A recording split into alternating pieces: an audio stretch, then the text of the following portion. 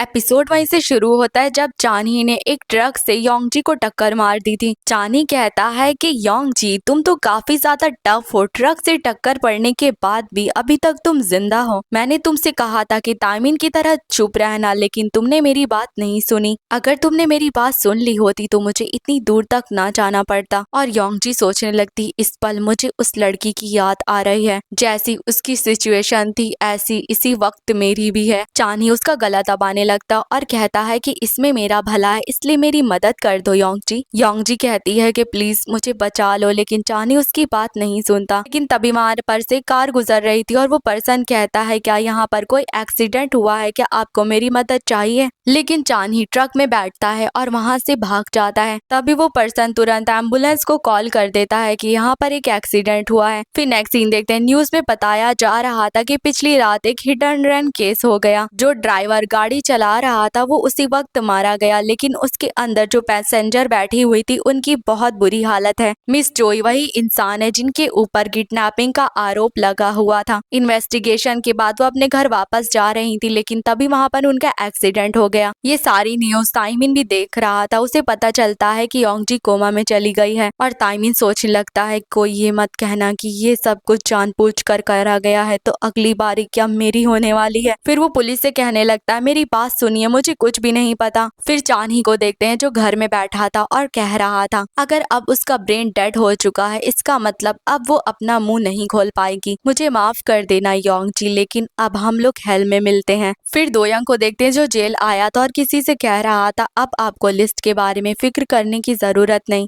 Media इतना ज्यादा शोर तो मचा रही है, लेकिन इसके अलावा कुछ नहीं कर सकती। दोयंग के फादर कहते हैं कि मैंने उस लड़की से रुकने के लिए कहा था, लेकिन उसने ये सब हंगामा खड़ा कर दिया। तभी पुलिस चीफ कहते हैं लेकिन ये तो बहुत सुकून की बात है असेंबली मैन, प्रेसिडेंटल इलेक्शन जल्दी ही शुरू होने वाले, अब आपके रास्ते में कोई भी कांटा नहीं आएगा। दोयंग के फादर कहते हैं कि तुम सही कह रहे हो, इसलिए लिस्ट को अपडेट करना अभी के लिए रोक देते हैं। पुलिस चीफ कहते हैं कि इससे मुझे एक बात याद आई, वो जो च्योल वॉन था वो कल किसी बीमारी की वजह से गुजर गया। दोयंग के फादर कहते हैं कि 20 साल काफी लंबा वक्त होता है। तुमने सुना ना सेक्रेटरी आहान, तुम्हें कैसा महसूस हो रहा है कि जिस आदमी ने तुम्हारी माँ को मारा था अब वो मर चुका है। आहान कहता है कि मुझे बहुत खुशी है और मैं आपका ग्रेटफुल हूँ सर। आपने मुझे तब अपनाया जब मेरे पास कुछ भी नहीं था। मैं हमेशा आपका शुक्रगुजार रहूंगा कि आपने अब तक मेरे लिए इतना कुछ करा। फिर नेक्स्ट सीन देखते हैं कि सेजिन कांगयुन के साथ एक वेडिंग हॉल आई थी। कांगयुन कहता है क्या तुम यहाँ पर वेडिंग करने वाली हो, लेकिन यहीं पर क्यों। सेजिन कहती जिस डेट पर मुझे वेडिंग रखनी है उसके लिए यही हॉल फ्री था। अपने प्लान के हिसाब से साल खत्म होने से पहले मुझे ये सब कुछ करना पड़ेगा। वैसे तुमने योंगजी की न्यूज देखी, वही हिट एंड रन एक्सीडेंट वाली। कांगयुन कहता है हाँ मैंने देखी, ऐसा लगता है बहुत बड़े ट्रक ने उसे टक्कर मारी थी। सेजिन कहती है उन लोगों ने उसे चुप कराने के लिए ये सब कुछ करा होगा, क्योंकि अगर और ज्यादा इन्वेस्टिगेशन करी जाती तो फिर लिस्ट बाहर आ जाती। कांगयुन कहता है कि वो लोग तो सच में पागल हैं, अपनी ही दोस्त के साथ ऐसा करा। सेजिन कहती है कि ये दुखद घटना थी, लेकिन इस वजह से उन सब के रिश्ते में दरार आ गई होगी, इसीलिए इससे पहले कि मेरा मौका चला जाए मुझे जल्दी से अपना प्लान जारी करना पड़ेगा। तभी वहाँ पर एक लेडी आकर कहती है कि आज का हॉल आप ही ने बुक कराया है ना, मैं आपको और डिटेल में सब कुछ बताती हूँ। वैसे आपको हॉल कैसा लगा? अगर आपको मौका मिले तो आप दोबारा अपने ग्रूम के साथ यहाँ पर आ जाइएगा। सेजिन कहती है कि नहीं, ये मेरा होने वाला हस्बैंड नहीं है, बल्कि ये मेरा दोस्त है। आज ग्रूम इसलिए मेरे साथ नहीं आ पाए क्योंकि वो काफी बिजी थे। और वो सोचने लगती है मुझे माफ कर दो कांगयुन, लेकिन इस तरह से घूरना बंद करो वरना मेरी पीठ में छेद हो जाएगा। फिर सेजिन उस लेडी के साथ सारी बातचीत खत्म कर लेती है। फिर सेजिन बाहर आती है, कांगयुन वहीं पर बैठा था। सेजिन कहती है कि मेरा काम खत्म हो गया, वैसे क्या तुम अभी भी नाराज हो? कांगयुन कहता है कि मेरे साथ चलो। वो उसे एक खाली जगह पर लेकर आता है और कहता है कि मेरे दिमाग ने ये बात समझ ली है, लेकिन मेरा दिल ये बात नहीं मानना चाहता। मुझे पता है कि मैं बहुत सेल्फिश हो रहा हूँ, लेकिन मुझे इस बात से नफरत हो रही है। बदला बदला भूल जाओ, मैं इतना ज्यादा जेलस हो रहा रहा हूँ, ऐसा लग रहा है कि मेरा दिमाग फट जाएगा। सेजिन कहती है मुझे पता है तुम्हें कैसा महसूस हो रहा है, लेकिन सियोयून के लिए हमें ये सब कुछ करना पड़ेगा और डिटेक्टिव भी तो हमारी मदद करने के लिए राजी हो गए हैं। कांग्युन कहता है मुझे माफ कर दो, मुझे तुम पर प्रेशर डालना पड़ रहा है। सेजिन कहती है कि नहीं, माफी तो मुझे मांगनी चाहिए। तभी कांग्युन उसे पैशनेटली किस करने लगता है। सेजिन कहती है तुम क्या कर रहे हो, यहाँ पर कोई आ गया तो? कांग्युन कहता है कि कम से कम मुझे तुम कुछ मिनट तो दे सकती हो। फिर देखते हैं कि दरवाजे के बाहर कोई आकर खड़ा हो गया था। वो कोई और नहीं बल्कि दोयांग था जो दरवाजा खोलता है। फिर थोड़ी देर पहले देखते हैं कांग्युन सेजिन से कहता है कि मैं सच में परवर्ट हो गया हूँ। जब से हमने वो सब कुछ करा है मैं उस बारे में भूल नहीं पा रहा। मुझे पता है कि मुझे ये सब कुछ नहीं सोचना चाहिए, लेकिन मैं सोचना बंद नहीं कर पा रहा और मैं सो तक नहीं पा रहा। सेजिन कहती है तुम्हारे साथ नहीं, मेरे साथ भी ऐसा ही हो रहा है। तभी सेजिन का फोन बजने लगता है। सेजिन कहती है कि ये तो दोयंग का फोन आ रहा है। ये तो काफी अजीब बात है, उसने कहा था कि वो आज काफी बिजी है और उसने मैसेज करा है कि वो यहीं पर आ रहा है। कांग्युन कहता है सीरियसली, वो गधे का बच्चा, मेरा मन करा है कि मैं उसकी गर्दन तोड़ दूं। तभी सेजिन कांग्युन को गले लगा लेती है और कहती है आज मेरे साथ आने के लिए तुम्हारा शुक्रिया, मुझे यहाँ पर दोयंग का इंतजार करना पड़ेगा, इसलिए तुम जा सकते हो। कांग्युन कहता है कम से कम जाने से पहले मुझे एक लास्ट किस तो दे दो। फिर वही वक्त देखते हैं जब दोयंग रूम में आया था। वहाँ पर सेजिन अकेली थी, कांग्युन नहीं था। सेजिन कहती है कि मैं ब्राइडल रूम को अच्छे से देख रही थी। दोयंग कहता है कि तुम मेरे साथ क्यों नहीं आई। सेजिन कहती है कि मुझे लगा था तुम काफी बिजी हो गए और इसके अलावा तुम्हारे डैड ने अभी तक हमें शादी की बधाई नहीं दी है। बाय द वे ये बताओ क्या तुम ये बात भूल चुके हो कि मैं कांग्युन के साथ सोई हूँ। दोयंग कहता है कि इस बारे में बात नहीं करते, हमारी शादी की तैयारियां पहले जरूरी हैं। सेजिन कहती है वैसे तुमने योंगजी के बारे में तो सुना होगा कि उसका एक्सीडेंट हो गया। भले ही उसने मेरे साथ ऐसा करने की कोशिश करी, लेकिन फिर भी ये शर्म की बात है कि उसका इस तरह से एक्सीडेंट हो गया। दोयंग कहता है फिक्र मत करो, उसने कुछ ऐसा हासिल करने की कोशिश करी थी जो उसका नहीं था। वैसे क्या तुम्हें ये हॉल पसंद आया? सेजिन कहती है मुझे लगता है बिना ज्यादा सोचे हमें ये हॉल बुक कर देना चाहिए। दोयंग कहता है कि क्या इसके पीछे कोई और कारण है? सेजिन कहती है मुझे लगता है कि ये शादी के लिए अच्छी जगह रहेगी। दोयंग कहता है ठीक है, फिर हम लोग पेमेंट कर देते हैं। वैसे क्या तुम्हें कुछ और चाहिए? फिर थोड़ी देर बाद देखते हैं सेजिन को जो चाहिए था, यानी कि वो लाइव स्ट्रीम ऑन कर देती है। सब कमेंट में उसे बधाई दे रहे थे। सेजिन कहती है मुझे लगा था आप लोग क्यूरियस होंगे कि आजकल मैं क्या कर रही हूँ, इसलिए मैंने पर्सनल अकाउंट बनाया ताकि आप लोगों से बात कर सकूं। किडनैपिंग मेरे लिए काफी भयानक थी, लेकिन जैसा आप देख सकते हैं अब मैं बिल्कुल ठीक हूँ। वैसे आप में से कुछ लोग हॉल को पहचान गए हैं, यहाँ पर मेरी शादी होने वाली है। दोयंग भी कैमरे के सामने आकर कहता है इस तरह से हंगामा खड़ा करने के लिए मुझे काफी बुरा लग रहा है। मैं आप लोगों से माफी मांगना चाहता हूँ कि आप लोगों को हमारी फिक्र हुई। सेजिन कहती वैसे उस एक्सीडेंट के बाद हम लोगों ने काफी अच्छे से आपस में बात करी। वैसे मुझे योंगजी के बारे में सुनकर काफी बुरा लग रहा है। उसने मुझे किडनैप करा था, लेकिन मैंने ये नहीं सोचा था उसका एक्सीडेंट हो जाए। मुझे लगा था कि कानूनी तौर पर उसे सजा मिलेगी। मैंने सुना है इस वक्त वो बहुत बुरी हालत में। मैं उम्मीद करती हूँ कि कल्प्रिट जल्द से जल्द पकड़ा जाए। सेजिन ऐसी बात कर रही थी तभी दोयंग की नजर उसके गले पर पड़ती है जहाँ पर निशान था, और जाहिर सी बात है निशान किसी और ने नहीं बल्कि कांग्युन ने दिया था। नेक्स्ट सीन में दोयंग के फादर को देखते हैं जो गोल्फ खेल रहे थे और सब उनकी तारीफ कर रहे थे। बातों बातों में दोयंग के फादर किसी से कहते हैं वैसे ये बताइए क्या फंड को अच्छे से संभाला जा रहा है? वो पर्सन कहते हैं कि फिक्र मत करिए, हम लोग इस बार क्रिप्टो का इस्तेमाल कर रहे हैं। दोयंग के फादर कहते हैं आप लोगों ने मुझ पर भरोसा करके मेरी मदद करी, मैं इसका भुगतान जरूर करूंगा। तभी वहाँ पर जो दूसरे पर्सन थे वो असेंबली मैन की बहू की बात छेड़ देते हैं। जो पहले पर्सन पार्क थे उनको लग रहा था कि योंगजी की बात कर रहे हैं। दूसरे पर्सन कहते हैं क्या तुमने उस लड़की के बारे में नहीं सुना? आजकल वो काफी फेमस हो गई है क्योंकि उसकी किडनैपिंग भी हुई थी। कल उसने फिर से लाइव स्ट्रीम करके कहा था उसे योंगजी के लिए बुरा लग रहा है। क्राइम तो क्राइम होता है, लेकिन सबकी जिंदगी खास होती है। उसकी इतनी ईमानदारी के कारण उसके यंग वोटर्स काफी ज्यादा बढ़ रहे हैं। आपको क्या लगता है असेंबली मैन, वो हमारे लिए काफी अच्छा कार्ड बन सकती है? यंग वोटर्स भी काफी जरूरी होते हैं, तो मौजूदा हालातों को देखकर शादी को आगे बढ़ा देना चाहिए। दोयंग के फादर कहते हैं आप लोग फिक्र मत करिए, हम आपको शादी में जरूर बुलाएंगे। फिर नेक्स्ट सीन देखते हैं वो कार में बैठे जा रहे थे तभी अपने सेक्रेटरी से कहते हैं दोयंग को फोन करो और उससे कहो कि वो सेजिन को घर लेकर आए। फिर सीधा नेक्स्ट सीन देखते हैं दोयंग के फादर से मिलने के लिए सेजिन तैयार होकर बाहर आती है और अपने मन में कहने लगती है मॉम आज मैं आखिरकार उस आदमी से मिलने वाली हूँ। तभी वहाँ पर आहन आता है और कहता है चलिए मैं आपको ले चलता हूँ। दोयंग कहता है सेजिन इनको हेलो बोलो, ये सेक्रेटरी आहन है जो कि हमारी फैमिली का पर्सनल सेक्रेटरी है। सेजिन उसे हेलो बोलती है और कार में बैठते हुए सोचती है, मैं शादी करने के लिए इतनी जल्दी इसलिए कर रही हूँ, इसके पीछे सिर्फ एक ही कारण है, दोयंग के पास जितने भी झूठ छुपे हुए हैं उसे बाहर निकालना। मुझे नहीं पता मुझे क्या क्या राज पता चलेंगे, लेकिन मुझे देखती रहिएगा मॉम, मैं आपको जरूर ढूंढ निकालूंगी। फिर वो लोग घर आ जाते हैं और सेजिन खुद को इंट्रोड्यूस करती है। दोयंग के फादर कहते हैं, आखिरकार हम लोग आमने सामने मिल गए, तुमसे मिलकर अच्छा लगा सेजिन। तुमने कहा तुम दोयंग से शादी करना चाहती हो, तो तुम्हें ये भी बात पता होगी कि तुम्हारी माँ यहाँ पर काम किया करती थी। दोयंग कहता है कि फादर अभी उस बारे में बात नहीं करते हैं, लेकिन सेजिन दोयंग को रोक देती है और कहती है कि हाँ मैं ये बात जानती हूँ। दोयंग के फादर कहते हैं, अगर तुम सच में दोयंग से शादी करना चाहती हो तो बताओ तुम आखिर कितना जानती हो। सेजिन कहती है कि मुझे पता है कि मेरी मॉम दोयंग की टीचर थी और वो पिछले 20 साल से गायब हैं। मुझे बस इतना पता है, मुझे नहीं पता दोयंग और मेरी मॉम कैसे मिले और आखिरकार मैं दोयंग से कैसे मिली, लेकिन इस बात से मुझे फर्क भी नहीं पड़ता क्योंकि जो मॉम मुझे याद है उन्होंने मुझे 20 साल पहले छोड़ दिया था। मुझे माँ शब्द सुनकर उनके प्रति कुछ भी महसूस नहीं होता। शायद ऐसा इसलिए है क्योंकि मैं पिछले 20 साल से अनाथ हूँ। मुझे बस एक ही बात याद है कि रिवर में जब मैं कूद गई थी और जिसने मेरी जान बचाई थी वो दोयंग था। हमारे बीच में बहुत गलत फहमियाँ हुई, लेकिन मैं सब भूलना चाहती हूँ क्योंकि हम एक दूसरे से बहुत प्यार करते हैं। दोयंग के फादर कहते हैं, सच बोलने के लिए शुक्रिया, लेकिन मैं एक पॉलिटिशियन हूँ, इसका मतलब मेरे बहुत सारे दुश्मन होंगे, तो तुम ये कैसे प्रूव करने वाली हो कि तुम हमारी फैमिली में मिलने के काबिल हो। सेजिन कहती है कि मैं आपका भरोसा कैसे जीतूं। दोयंग के फादर कहते हैं, मेरी इलेक्शन में मदद करो, अगर तुमने मेरी मदद करी तो मैं तुम लोगों को शादी की इजाजत दे दूंगा। ऐसा लग रहा था सेजिन इसी बात का इंतजार कर रही थी। वो कहती है कि ठीक है, मैं समझ गई फादर। तभी सेजिन को महसूस होता है कि उसका फोन आ रहा है। वो कहती, मुझे माफ कर दीजिएगा लेकिन मुझे रेस्ट रूम जाना है। वो वॉशरूम जाती है, उसके पास कांग्यून का फोन आया था। सेजिन कहती है कि मैं दोयंग के घर में हूँ, जैसा कि मैंने तुम्हें बताया था। कांग्यून कहता है, मेरी बात ध्यान से सुनो, मैं क्या कहने चाह रहा हूँ। मैं इस वक्त डिटेक्टिव से मिला हूँ, उन्होंने मुझे बताया कि 20 साल पहले वहाँ पर किसी का मर्डर हुआ था और जो मर्डर हुआ था वो दोयंग की मॉम के स्कल्पचर स्टूडियो में हुआ था। जिस लेडी को मारा गया था वो तकरीबन 43 साल की थी। वो वहाँ पर हाउस कीपर का काम किया करती थी। जब उनकी बॉडी मिली थी तो उनके गले पर चाकू मार दिया गया था और खून बहने से उनकी मौत हो गई। जो सस्पेक्ट पाया गया था वो पहले से एक क्रिमिनल था जो हाल ही में रिलीज हुआ था। उसने कहा था कि वो कुछ चुराने के लिए आया था, लेकिन हाउस कीपर ने देख लिया, इसलिए उस क्रिमिनल ने उसको मार दिया। सस्पेक्ट की कोई भी फैमिली नहीं थी और हाल ही में बीमारी के कारण वो जेल में मर गया है। सेजिन कहती है कि उसकी कोई फैमिली नहीं थी, क्या ये तुम्हें जाना पहचाना नहीं लग रहा। दोयंग इसी तरह से क्राइम के पीछे के कल्प्रिट्स को बदल देता है। जितनी भी बार कोई भी हादसा हुआ है, इसके पीछे जो निकला है उसकी कोई भी फैमिली नहीं थी और वो पहले से क्रिमिनल था। इसका मतलब ये हो सकता है कि 20 साल पहले उस कल्प्रिट ने हाउसकीपर को मारा ही ना हो। क्या पता दोयंग की मॉम ने हाउसकीपर को मार दिया हो और इसके पीछे किसी और को फंसा दिया गया। और तुम ये कहना चाहते हो 20 साल पहले की उस लिस्ट से इन सब की शुरुआत हुई है। कांग्यून कहता है, लेकिन दोयंग की मॉम ने तुमसे माफी क्यों मांगी थी? अगर उन्होंने किसी को मारा ना होता तो वो किस बात के लिए इतना माफी मांग रही थी? सेजिन कहती है कि ये बात मुझे भी काफी परेशान कर रही है। कांग्यून कहता है कि खैर मैं और पता करने की कोशिश करता हूँ, और हाँ मुझे हाउसकीपर के बेटे के बारे में भी पता चल गया है। तभी दरवाजे पर कोई नॉक करता है। सेजिन कहती है कि मैं तुमसे बाद में बात करती हूँ। फिर वो दरवाजा खोलकर सोचती है बाहर कौन था, ऐसा तो नहीं कि किसी ने मेरी बात सुन ली है। लेकिन अचानक से ये असेंबली मैन और दोयंग कहाँ पर चले गए। 1 मिनट, कांग्यून ने बताया था कि वो जो मर्डर हुआ था वो मियांग स्कल्पचर स्टूडियो में हुआ था। तभी वो चुपके ऊपर पहुंचती है और देखती है कि एक रूम का दरवाजा खुला हुआ था। सेजिन वहां पर जाती है तो वो वही स्कल्पचर रूम था। सेजिन सोचने लगती है तो वही जगह है जहाँ पर हाउसकीपर को मारा गया था, लेकिन आखिरकार उन्होंने मर्डर साइट को ऐसे ही क्यों छोड़ दिया। तभी उसके पास कांग्यून का मैसेज आता है, सेजिन तुमने अचानक से फोन काट दिया था इसलिए मैं बता नहीं पाया। मैंने विक्टिम के बेटे के बारे में पता करा है और वो हमारी सोच से भी ज्यादा हमारे करीब है, और विक्टिम का बेटा कोई और नहीं बल्कि दोयंग का पर्सनल सेक्रेटरी आहान है। सेजिन सोचने लगती है कि क्या कहा, वो सेक्रेटरी विक्टिम का बेटा है। लेकिन अगर ऐसी बात है तो वो इस घर में काम क्यों कर रहा है जहाँ पर उसकी माँ को मारा गया था। लेकिन तभी वहाँ पर आहान आ जाता है और कहता है कि मिस सेजिन आप यहाँ पर क्या कर रही हैं। सेजिन खुद को संभालते हुए कहती है, मैं घर को देख रही थी और यहाँ का दरवाजा खोला था इसलिए मैं आ गई थी। वैसे क्या कोई कारण है कि मुझे यहाँ पर नहीं होना चाहिए? आहान कहता है, मुझे लगा था आप यंग मास्टर को ढूंढ रही हैं इसलिए मैंने आपसे पूछा। वैसे ये वो जगह है जहाँ पर मैडम काम किया करती थी, इसलिए किसी भी बाहर के इंसान को यहाँ पर आने की इजाजत नहीं है। हालांकि आप जल्दी इस फैमिली का हिस्सा बनने वाली हैं, लेकिन मैं कहूँगा कि सावधान रहे। सेजिन कहती है मैं समझ गई, एडवाइस के लिए बहुत बहुत शुक्रिया। आहान कहता है कि मैंने देखा था कि कुछ देर पहले आप फोन पर बात कर रही थी। आपको पानी का नल और तेज खोलना चाहिए था ताकि किसी को कुछ सुनाई ना दे। सेजिन सोचने लगती, 1 मिनट, जिसने दरवाजा खटखटाया था क्या वो आहान था? लेकिन ये सब करने के पीछे आखिरकार इसका मकसद क्या है? तभी वहाँ पर दोयंग आकर कहता है कि तुम दोनों यहाँ पर क्या कर रहे हो? और सेजिन सोचने लगती है कि ये दोयंग इस तरह का चेहरा क्यों बना रहा है। आहान कहता है कि मिस सेजिन खो गई थी, मैं तो बस उन्हें रास्ता बता रहा था। दोयंग कहता है मुझे माफ कर देना, ये मेरी गलती है, दरअसल मैं फादर से बात करने के लिए चला गया था। वैसे मुझे लगता है हमारी ग्रीटिंग खत्म हो गई है, हम लोग को अब चलना चाहिए। तभी आहान कहता है कि मैं आप लोगों को घर वापस छोड़ देता हूँ। दोयंग कहता है जरूरत नहीं, हम लोग को कहीं और जाना है, इसलिए तुम भी घर जा सकते हो। सेजिन सोचने लगती है 1 मिनट, क्या दोयंग सेक्रेटरी आहान के आसपास अनकंफर्टेबल है? फिर नेक्स्ट सीन देखते हैं, वो लोग कार में थे। दोयंग कहता है कि तुमने आहान से किस बारे में बात करी? सेजिन कहती है कि उसने देखा था मैं वहाँ पर नहीं हूँ, तो वो बस मुझे देखने के लिए आया था। दोयंग कहता है अब से उस कमरे में मत जाना। सेजिन कहती है लेकिन क्यों? दोयंग कहता है तुम हमारी फैमिली का हिस्से बनने वाली हो, तो मुझे लगता है तुम्हें ये बात पता होनी चाहिए। दरअसल 20 साल पहले वहाँ पर किसी का मर्डर हुआ था, एक चोर घुस आया था, हाउसकीपर ने उसे देख लिया और वो चिल्लाने लगी, इसलिए उस चोर ने हाउसकीपर को मार दिया था। सेजिन सोचने लगती है दोयंग वैसे ही बता रहा है जैसे कि कांग्यून ने मुझे बताया था। तभी दोयंग कहता है तुम्हें याद है मैंने तुम्हें बताया था कि मेरी माँ बीमार है, दरअसल वो मेंटल हॉस्पिटल में है। शॉक की वजह से वो काफी डिप्रेस्ड हो गई थी और इस वजह से वो पागल हो गई। इतना बड़ा हादसा हमारे घर में हुआ था, इसलिए फादर को भी बहुत कुछ झेलना पड़ा। वो हमारे घर की हाउसकीपर थी, इसलिए कंपनसेशन के तौर पर मेरे फादर ने उनके बेटे को सपोर्ट करा जो कि उस वक्त हाई स्कूल में था। उन्होंने उसके सारे खर्चे उठाए, इस वजह से विक्टिम की फैमिली से हमारा कनेक्शन हो पाया। और जहाँ पर वो इंसिडेंट हुआ था वो वही कमरा था जहाँ पर इस वक्त तुम आहान के साथ थी। सफाई के बाद वो कमरा हमेशा बंद रहता, लेकिन पता नहीं क्यों आज वो खुला हुआ था। सेजिन सोचने लगती अब समझ आ रहा है कि विक्टिम का बेटा उस घर में काम क्यों करता है। लेकिन क्या इसके पीछे सिर्फ यही कारण है, दोयंग के फादर जो कि सिर्फ अपने भले के बारे में सोचते हैं और 20 साल पहले ही उन्होंने अपना पॉलिटिकल करियर शुरू करा था, इसलिए अगर वहाँ पर मर्डर हुआ था इसका मतलब सब कुछ उसके फादर ने संभाल लिया होगा। क्या आहान की मदद करने के तौर पर उन्होंने आहान को चुप रहने के लिए कहा? भले ही उन्होंने आहान को जो भी ऑफर करा हो, लेकिन इसके पीछे कोई कारण नहीं बनता कि उसकी मॉम का इस तरह से मर्डर हो गया है और वो चुप रहे। तो आखिरकार इन सब के पीछे मेरी माँ के गायब होने का क्या कारण था? मैं अभी भी कंफ्यूज हूँ, ऐसा लग रहा है कि मैं कुछ बहुत जरूरी भूल रही हूँ। आहान की माँ का मर जाना, मेरी माँ का गायब हो जाना, ये आपस में कैसे कनेक्टेड है? तभी उसकी नजर एक क्राइम सीन पर पड़ती है जहाँ पर विटनेस की तलाश हो रही थी। ये देखकर सेजिन के दिमाग में कुछ तो क्लिक होता है और तभी दोयंग कहता है तुम किस बारे में सोच रही हो? वैसे चलो फ्लावर लेने चलते हैं। सेजिन कहती है कि अचानक से क्यों? दोयंग कहता है क्योंकि आज वो दिन है जब हमें अपने बड़ों को सम्मान देना है। और देखते हैं कि सेजिन फ्लावर लेकर उसी पेड़ के पास खड़ी थी जो कि उसकी माँ का मेमोरियल था। दोयंग कहता है जैसा कि मैंने तुम्हें पहले बताया था, मैं पहले भी यहाँ पर आ चुका हूँ। अब वक्त आ गया है कि हम लोग टीचर के बारे में बात करें। टीचर के गायब हो जाने के 1 हफ्ते पहले उन्होंने मुझसे कहा था कि मैं तुम्हारा ख्याल रखूं। अपनी माँ के मेमोरियल को देखकर तो सेजिन की आंखों में आंसू आ जाते हैं। फिर सेक्रेटरी आहान को देखते हैं जो कि एक घर में आया था और किसी से कह रहा था कि ऐसा लगता है कि उन दोनों की शादी हो जाएगी, तो अब मुझे क्या करना चाहिए टीचर? और आहान ने ये बात किसी और से नहीं बल्कि सेजिन की मॉम से कही थी जो अभी तक जिंदा थी। फिर दोयंग को देखते हैं जो कहता है कि जब मैं 7 साल का था तब टीचर से मिला था, वो भी इस जंगल में। मेरी माँ ने मुझे यहाँ पर छोड़ दिया था, लेकिन उस दिन टीचर ने मुझे बचाया था। वो मुझे घर लेकर गई थी, उसके बाद वो मेरी टीचर बन गई थी और आधे साल तक उन्होंने मुझे पढ़ाया। फिर मैं एलिमेंट्री स्कूल में जब गया था तो मैं अपने घर पर शिफ्ट हो गया। सेजिन की मॉम कहती है वाओ दोयंग, ये घर तो काफी ज्यादा बड़ा है। वो देखती है सामान अनपैक भी नहीं करा गया। वो दोयंग से कहती है कि तुम्हारी माँ कहाँ पर है। दोयंग कहता है कि मुझे नहीं पता, शायद से वो स्टूडियो में होंगी। सेजिन की मॉम सोचने लगती है जब मैं पढ़ाने आती थी तब उनसे मिली थी, क्या वो इतनी बिजी रहती हैं। तभी उनका पैर एक बॉक्स पर लड़ जाता है। वो उसे देखती है तो उसके अंदर वही चीज थी जिससे दोयंग के पैर बांधे जाते थे। तभी सेजिन की मॉम कहती, दोयंग क्या तुम जंगल में अकेले गए थे? दोयंग कहता है नहीं। और बड़ा दोयंग बताता है टीचर को जल्दी ही पता चल गया मेरा और मेरी माँ का रिश्ता आखिर कैसा है। शायद ये सिंपैथी के कारण था, लेकिन टीचर मेरा ख्याल रखने लगी। वो मुझे ज्यादा पढ़ाती नहीं थी, बल्कि इसके बजाय वो मुझे नेचर, जिंदगी और भी चीजों के बारे में बताती थी। इसी पेड़ के नीचे उन्होंने मुझे तुम्हारी तस्वीर भी दिखाई थी और तुम्हारे बारे में बताया था। टीचर को तरस भी आता था कि कोई बड़े अपने बच्चों के साथ ऐसा कैसे कर सकते हैं। टीचर के अचानक गायब होने से एक हफ्ते पहले उन्होंने मुझे फोन करा था। उन्होंने मुझसे कहा था अगर उनके साथ कुछ भी हो जाए तो फिर मैं तुम्हारा ख्याल रखूं। उन्होंने बताया था कि वो तुम्हें ऑर्फनेज में छोड़कर गई हैं और ये भी कहा था कि कोई भरोसेमंद ही पर वो इस वक्त भरोसा कर सकती हैं। सेजिन कहती है झूठ मत बोलो, क्या मॉम ने सच में ऐसा कहा था? दोयंग कहता है इस पर यकीन करना मुश्किल है, लेकिन टीचर ने अपनी बेटी का ख्याल यानी कि तुम्हारा ख्याल रखने के लिए कहा था। वो सेजिन को वही नेकलेस देता है जिसके अंदर सेजिन की तस्वीर थी और वो याद करती है कि ये वही नेकलेस है जो कि उसकी माँ ने उसे दिखाया था। फिर दोयंग बताने लगता है कि उस वक्त मैं काफी कमजोर था। हाउसकीपर के मरने के कुछ वक्त बाद टीचर भी अचानक से गायब हो गई थी। मेरे फादर इस बात पर काफी ध्यान देने लगे थे आखिर घर में कौन आ रहा है कौन जा रहा है। जब मुझे मौका मिला था तो मैं भागते हुए उस ऑर्फनेज के पास पहुंचा, लेकिन मुझे पता चला कि वो ऑर्फनेज पहले से ही जल चुका था। जब मैं बड़ा हो गया था और सेक्रेटरी आहान ने मेरे घर में काम करना शुरू करा था तो मैंने उससे मदद मांगी थी। मैंने उससे कहा था कि फादर को इस बारे में पता ना चले और वो तुम्हारी तलाश करे, लेकिन ऐसे ही वक्त गुजरता रहा, तुम्हारे बारे में कुछ नहीं पता चला। इत्तेफाक से मैं ब्रिज से गुजर रहा था तो तुमसे टकरा गया। मैंने तुम्हें इसलिए पहचान लिया क्योंकि तुम टीचर की तरह दिख रही थी। अब जब मैं पीछे मुड़कर देखता हूँ तो मुझे लगता है मेरे जरिए टीचर ने तुम्हें बचाया था। सेजिन कहती तो तुमने मुझसे ऐसा क्यों कहा था कि तुमने मुझे इसलिए बचाया क्योंकि तुम बोर हो रहे थे? ऐसी दिल दुखा देने वाली चीजें कहने के बजाय तुम मुझसे सच भी तो कह सकते थे। दोयंग कहता मुझे माफ कर दो, उस वक्त तुम मुझसे ज्यादा दूसरों की फिक्र कर रही थी, इसलिए मैं फ्रस्ट्रेट हो गया था और ये बोल दिया। तभी सेजिन उसे जोर का थप्पड़ मारती है और कहती है कि तुम कौन होते हो ये फैसला करने वाले कि बताने का क्या सही वक्त है? मेरी मॉम ने मुझे नहीं छोड़ा था, वो बस कुछ वक्त के लिए मुझे ऑर्फनेज में छोड़कर गई थी। कम से कम तुम मुझे पहले ही बता सकते थे, मुझे इतनी ज्यादा तकलीफ तो ना होती। अगर मुझे पहले पता होता मैं अपनी पूरी जिंदगी उनसे नफरत करके ना गुजारती। मैं उस रिवर के अंदर क्यों कूद गई थी, क्या तुम्हें कोई अंदाजा भी है? दोया कहता मुझे माफ कर दो सेजिन, मुझे नहीं पता था तुम इतना कुछ झेल रही हो। मैं तुम्हें प्रोटेक्ट करना चाहता था। सच कहूँ तो मुझे पहले कभी प्यार नहीं मिला है, इसीलिए मुझे नहीं पता किसी को प्यार कैसे देना है। मैं वही सीखा जो कि मेरी माँ ने मुझे सिखाया। मुझे तुम्हें अपने पास रखना था, भले इसके लिए मुझे तुम्हें बांध कर क्यों ना रखना पड़े। सेजिन कहती है लेकिन तुमने कहा था कि तुम माँ से नफरत करते थे। दोया कहता वो मैंने इसलिए कहा था क्योंकि मैं टीचर पर कुछ ज्यादा ही निर्भर हो गया था। वो एक माँ की तरह मेरा ख्याल रखती थी। सेजिन मैं तुमसे सच में माफी मांगना चाहता हूँ, मैंने तुम्हें बहुत तकलीफ दी और जो इंजॉन के साथ हुआ था मैं सच में वो नहीं करना चाहता था। तभी सेजिन हाथ झटक कर कहती है क्या